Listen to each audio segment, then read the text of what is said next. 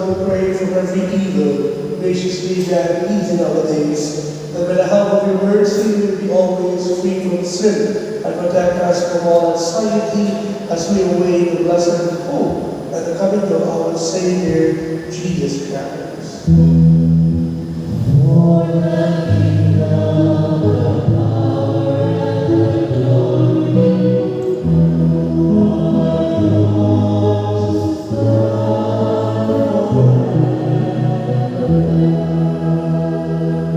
Lord Jesus Christ, who said to the apostles,